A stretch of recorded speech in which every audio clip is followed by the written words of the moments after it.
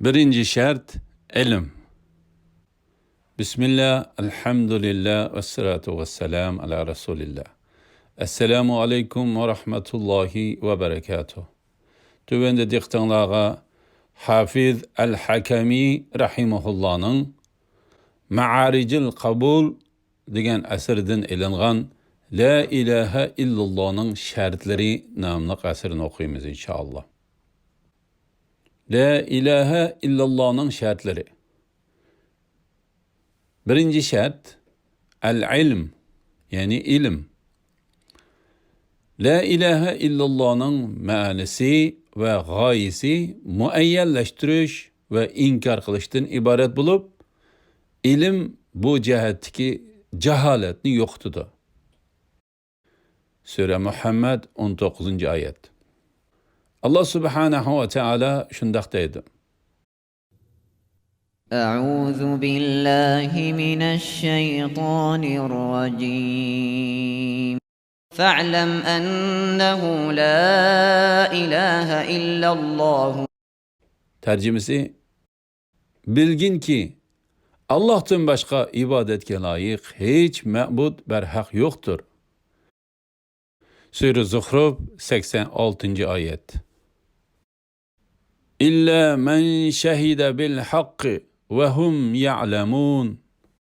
ولا يملك الذين يدعون من دونه الشفاعة إلا من شهد بالحق وهم يعلمون.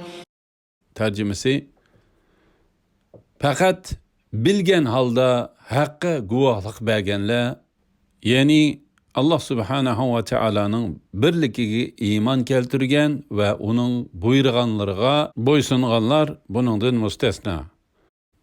Bu ayetning ma'nisi qalbida bilgen halda la ilahe illallah deb guvohlik berdi ve bunun ma'nisini tilida talaffuz qiladi deganlikdir. Allah subhanahu ve teala Sure Ali İmran 18. ayetida şundaq deydi.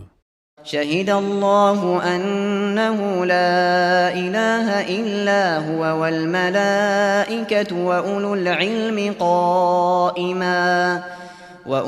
ilmi qâimen bil qist.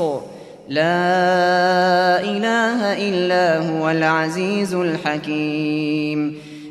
Tercümesi, Allah adaletini berpa qilgan halda guvohlik berdi ki, uningdan başka ibadetke layık hiç ma'bud yoktur. Periştilermi, ilim ehlilerimi şundaq guvohlik berdi. Uningdan başka ibadetke layık hiç ma'bud yoktur. O mutlaq g'olibdir, hikmet bilen ish qilg'uchidir.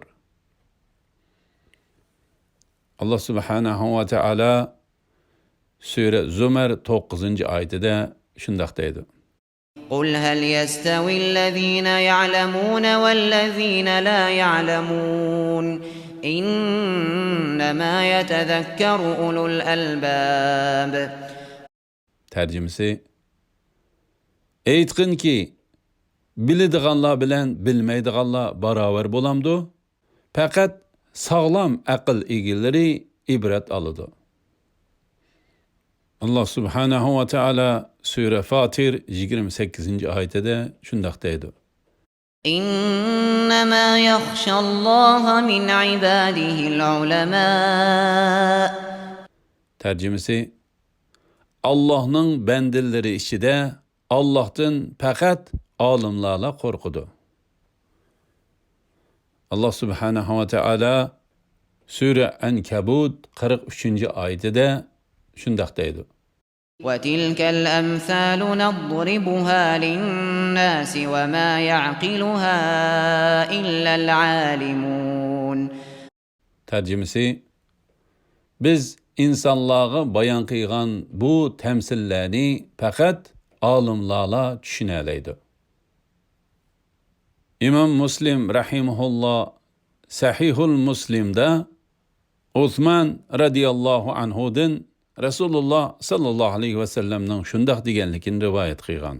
Tercümesi, Kimiki la ilahe illallah, yani Allah'tan başka ibadetke layık ilah yo'qligini bilgan holda o'lsa jannatga kirdi.